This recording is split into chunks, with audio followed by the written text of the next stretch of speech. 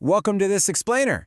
Today, we're diving right into a deeply intentional journey to map out something that honestly feels pretty elusive these days, true presence.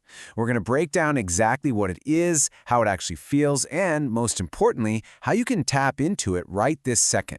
So go ahead and clear away those distractions, and let's explore this beautifully crafted guide from NeuroJourney Coaching together. Right off the bat, we get hit with this incredibly powerful directive. Stop searching for answers. Meet what is already near. I absolutely love this. It instantly shifts our energy away from that sheer exhaustion of constantly seeking things outside of ourselves and just invites us to drop right into the immediate moment.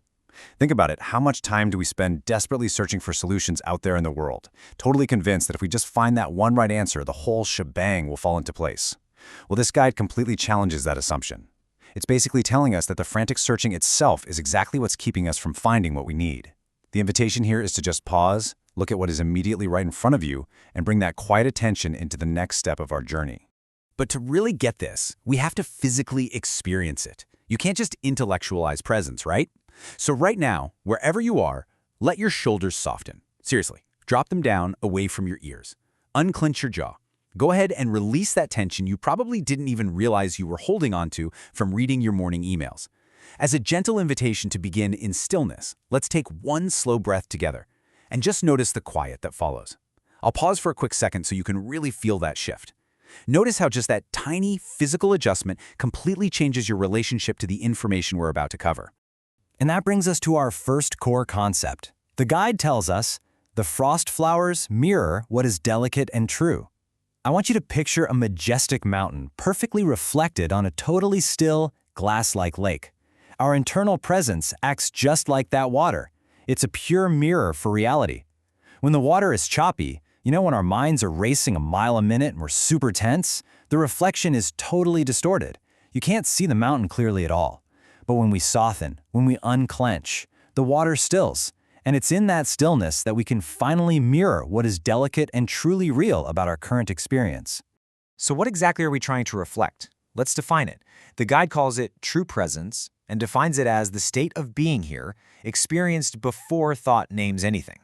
Now, this is a massive distinction. The absolutely crucial point here is that presence isn't some magical state that arrives later on. It is fully available right now, living in that quiet space right before your mind jumps in to label, judge, or categorize the world around you. For example, when you look at a tree, there's a split second where you just experience the pure visual input of the tree before your brain chimes in with, oh, that's an oak tree and its leaves are falling. True presence lives in that microsecond of pure, unlabeled experience. It's already yours. You just have to notice it. We spend so much energy hunting for these massive, abstract ideals like peace, purpose, or love. But when we stop searching for abstract concepts, presence naturally reveals itself through some very distinct qualities. The guide maps out one presence, many qualities, using these beautiful archetypes: wisdom, represented by Sophia; compassion, by Kuan Yin; and refinement, by Saraswati. Now, you don't need to be a philosopher to understand how this feels. When these qualities come together, they feel like clarity, tenderness, and a really graceful focus. That is the actual texture of presence. It's not just some empty blank void. Actually, it is incredibly rich, clear, and tender. Okay, so understanding the qualities of presence is great and all, but how do we actually access it reliably? Well, it boils down to a super simple physical practice called between-breath stillness. First, you just pause after the exhale. Second, you notice the quiet right before the next inhale. And third, you let your attention rest right there, without trying to force any sense of calm or deep insight. This whole thing relies entirely on the simple, everyday mechanics of your breathing to anchor yourself in that stillness. You don't have to chant, you don't have to completely clear your mind. You literally just have to find that tiny, natural pause that already exists at the bottom of your breath and hang out there for a split second. As we explore a bit deeper, we run into this fascinating internal conflict between two halves of our identity. And honestly, they're different, but they are equally vital parts of who we are.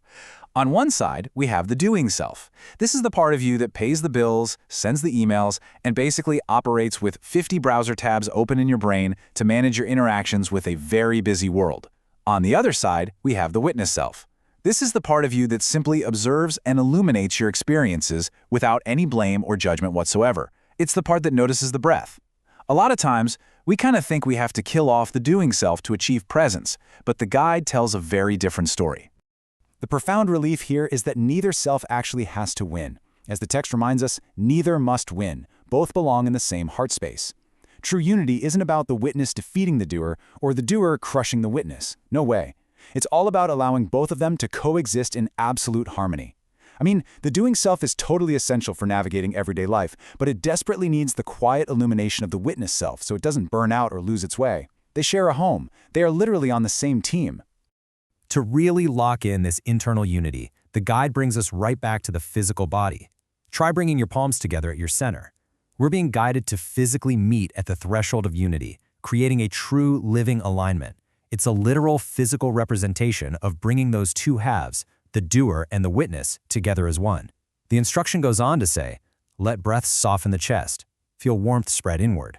And that right there is how you lock the feeling in. You aren't just thinking about unity, you're physically embodying it by softening the tension around your heart and just letting that warmth spread throughout your whole body. And this brings us beautifully to the ultimate takeaway of our journey today. Think of a massive, vibrant tree. When you finally stop searching, find that stillness between your breaths and allow your doing self and witness self to join together at the center, you achieve this unity at the threshold. Notice the balance in that concept.